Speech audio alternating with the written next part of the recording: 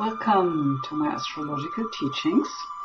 So if you're interested in Capricorn astrology, either because you have your sun, your moon, your ascendant, or any other planets in Capricorn, or if you want to see what's happening for all of us with the sun moving into the next sign from Sagittarius into Capricorn, you are in either case in the right place. As always, I like to inspire you to use astrology more in your life and find out what beautiful higher wisdom perspective astrology has to offer. So I hope you will enjoy. You want to hang in there till the end because this is where I get to the very practical suggestions of what you can do with all those Capricorn energies this month or in your life. Okay, so see you over there. Welcome to the mysteries of Capricorn. So Capricorn astrology, and because the sun is moving into Capricorn on the 21st, which is also the winter solstice, so we're going to discuss all that.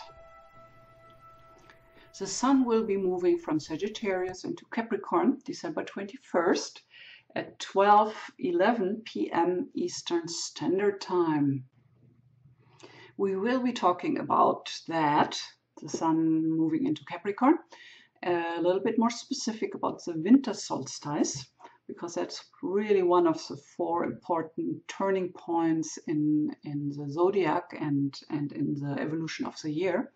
So we're going to go a little deeper into the Capricorn archetype and personality. And then, of course, we will get to the practical suggestions how to ride the Capricorn wave and how to take proper advantage of Capricorn energies. We have a new moon coming up in Capricorn January 1st. We have a full moon in Cancer January 15th or 16th. And then we have another new moon in Aquarius January 30th. So I'm not going to talk about those in depth because I'm going to have extra videos about the moon astrology. So if you haven't yet, sign up for your subscription so you will be kept in the loop. This is Shakti Carola Nevran. I am an online astrologer, what means living on this little tiny island in Hawaii, Maui. I'm doing 80% of my work online with people all over the world, and I'm really having fun with that. So I have been doing astrology for 35 years. I'm a published author, and I'm doing these different forecast readings throughout the month for you to get a general idea of where the planetary energies are and how to ride those waves. But of course, as an astrologer, I know how much more in-depth the information is you get out of a personal birth chart reading. The art of astrology is really about knowing about what's going on in the heavens and how that correlates with us down here and how we can use that knowledge, that wisdom, that consciousness in a helpful way. So the art of astrology for me is using those archetypes and symbols astrology presents us with to have a choice. So we can avoid the lower manifestations in favor of higher, more conscious choices we are presented with in life all the time. Having said all that, let's dive into the Capricorn archetype. Capricorn is the third sign of Earth, and here it's a middle glyph. And Capricorn is a sign where it's about learning, about responsibilities and loyalty. So about alignment with reality and structures and rules. The Capricorn personality is ruled by the planet Saturn. And we look at it as the archetype of the wise elder, the teacher, the one who can guide us because of his mature perspective and wisdom. The Capricorn personality can be symbolized by the figure of a prime minister, which is a very powerful position, even if it might not be the first position in line. Or the hermit, the one who is alone, needs a whole lot of solitude. The strategist, the one who knows how to be with reality and the rules and knows how to organize and get things done. And we can look at the Capricorn personality as the father. So in the old astrology, Capricorn was looked at the father, Cancer, the opposing sign, as the mother. Today we know and appreciate that we all have a mother and a father, a male and a female aspect inside of us. But these are more like the traditional suggestions here. When we talk about the Capricorn personality, integrity is a word which is very relevant for Capricorns. Also the idea of if you apply yourself and you work hard, that there is a harvest down the road. So what we call great works. So Capricorn, like no other sign, really appreciates hard work and the sense of satisfaction and the great result coming out of that self-discipline and applying yourself. So for example, you might take years to write a book, but then the moment when you hold your first published book or printed book in your hands, that's that satisfaction. Every Capricorn knows about it. So this is what I mean when I say great works have their own sustenance, their own rewards. Then another aspect of Capricorn is Capricorn tends to be solitary. So Capricorn low end is a sense of loneliness. The high end is a sense of aloneness and needing quite some of that and being good alone. So also there's a tendency for Capricorn personalities to be minimalistic. And to understand about that, we really look at the goat here in the picture. The goat who can climb the highest mountain where there are no plants, no green left anymore, and can make do with very little to survive. And so Capricorns often have this kind of minimalistic approach to life. So they can live in a van, they can live in a tiny apartment and are very organized and good with that. Another quality of the Capricorn personality is that you're able to maintain undivided focus on your goals. So Capricorn is really the sign where, because of that willingness to apply yourself, there is this willingness to focus, to pay attention, to come to the most condensed, crystallized way of looking at things. And Capricorn is a sign when the sun enters that sign where we also have a transition in the evolution of the year. So the winter solstice. And this is a big deal. It's celebrated all over the world at sacred places and Stonehenge and other places like that. And this is a big deal because the winter solstice symbolizes that point where the light comes into the darkness. So when the winter solstice happens, it is the longest night of the year in the Western Hemisphere. So after that, the days will be becoming longer again. So the light is returning.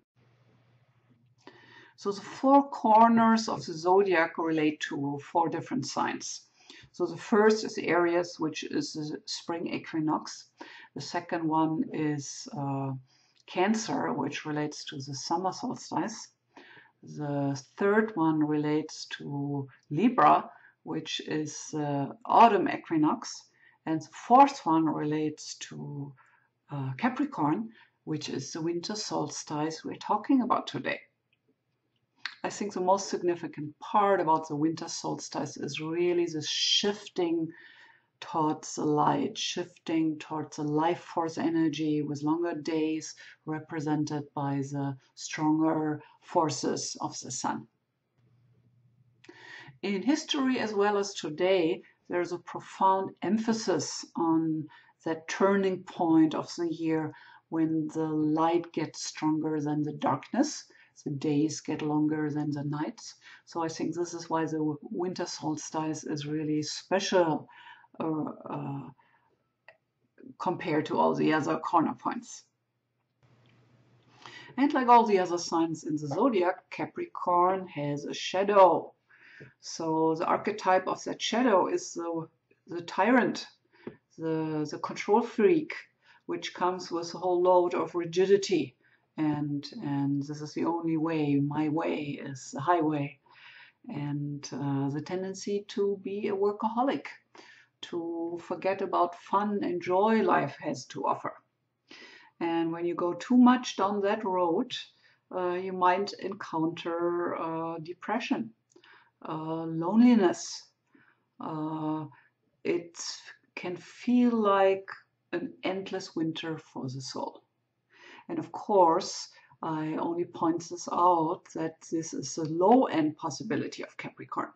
But because Capricorn has so beautiful high potentials, of course it comes with a very strong shadow. So as always, consciousness is the key. So this is where you can go wrong. And the evolutionary goal for Capricorn is to develop integrity and maturity through self-discipline. So the ability to gain satisfaction through hard work, to getting to that harvesting of your efforts. And having said all that, now I want to get to how you can use those Capricornian energies. If you have them in your chart or if you just face them in the coming months. So one question I invite you asking yourself is, do you feel lonely, depressed, overworked? Then you know that you are dealing with a Capricorn shadow. On the other hand, where do you need to learn more self-discipline and where do you need to push and really apply yourself? And you also might want to contemplate about the question, what is your bigger plan for your life? What are your goals? What are your goals for the coming year? What are your goals for 5 years down the road, 10 years down the road? Who do you want to be in your wisdom years when you hit your second Saturn return around 60? So whenever we have a clear picture and a clear plan, there's so much more support from our environment, of the forces we attract to us according to our consciousness. So it does make sense to think about these things and contemplate them. How to ride the wave with this Capricorn is to take a deep look into your daily structures. Are they serving you? Do you plan enough time in to have fun, to do things which nourish your soul? Then setting goals. A good way to get there is always journaling. So that's how I do it. I sit after my meditation and just start brainstorming. And then if you have set your intentions, your goals, then you want to really come to a place of commitment. Committing yourself, putting a timeline on it, not just, oh, I want to be successful this year. No, it has to be much more concrete than that. And you put down what you want to do till when, and you have a much higher chance of success and reaching your goals. Another way how to ride the wave with Capricorn energies is rethinking what it takes to stay healthy. Saturn and Capricorn are connected with the skin and skeleton system, teeth, joints, all kind of chronic diseases. So these are the areas, if you are a Capricorn, where there is a potential weakness there. So you want to pay extra attention. Reorganize what it takes to stay healthy or to regain your health. So in my research as a migraine sufferer, I have come to 4 areas. First of all, supernutrition, which makes a lot of sense. I mean, we all know the soils are depleted, so there is not so much nutrition in what we're eating, even if it's organic. So to really pay attention how you get good nutrition into your body through juicing and smoothies, organic food. These are all cornerstones to super nutrition. The second point is detoxification. Of course, it's so obvious that nowadays we have all these things to put up with, and to find ways to detoxify is really important. So colon therapies, coffee enemas, infrared saunas, all those are very helpful there. Then the whole area of oxidization. There are water oxidization machines out there. I'm just playing around for myself with hydrogen peroxide, where you go through a specific regimen with food grade drops. Very important to do that right. So you want to research it before you start onto that. And this kind of oxygenizes your body from the inside out. And then, of course, exercise. I mean, we all are spending so many hours in front of the computer. So we need to balance that out. We need to get up in between. We need to take the stairs instead of the escalator. We need to have our daily movement. Another way to complement the Capricorn energies are the use of the crystal quartz, the crystal gemstones. They come in beautiful groups, in single crystal, double terminators. The most important thing for the crystal quartz is that how you can see here how it grows out of this kind of murky, more clouded kind of area, and then it grows into this clarity of the tip, the focal point. So this is kind of what the crystal quartz can help us in Capricornian times and needs. It can help us to focus our energy and to get clear and to crystallize our intentions and efforts.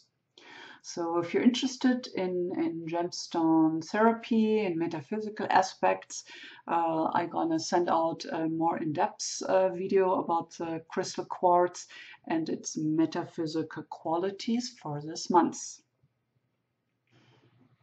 I do pay a lot of attention to the lunation cycle, and the next new moon coming up will be in Capricorn. So more Capricorn energy. I will provide you, if you're signed up for the subscriptions, with an extra video for the new moon in Capricorn. Then, of course, the next full moon has to be in Cancer, 15th to 16th, depending where you are on the planet. And again, there will be a video about that. And then almost as a bonus, we have a second new moon in Aquarius, January 30th. I'm always in favor to enjoy the ride towards our goal. So for the Capricorn who enjoys to climb a mountain with a heavy backpack, it's not only that moment when you are on the top of the mountain and you have this beautiful view, but there's something to be said about the journey, about the process of getting there. So I just want to remind you to pay attention to the ride. If you haven't done so yet, now it's a good time to sign up for your subscription, so you will be kept informed whenever I have a new forecast video ready and up. So please subscribe if you like my work. You can also go to my website, maoiastrologyreading.com, to sign up for my newsletter, which will also give you a free report for your love stone based on your birth chart. So if you love gemstones, why don't you do that? And of course, if you liked the material I presented, please like me. Again, this is how you can reach me. I'm living in Hawaii, so my phone number is 808-878-8182. Or you can go to my website, maoiastrologyreading.com. So if you're interested in a personal reading, that's how you can reach me.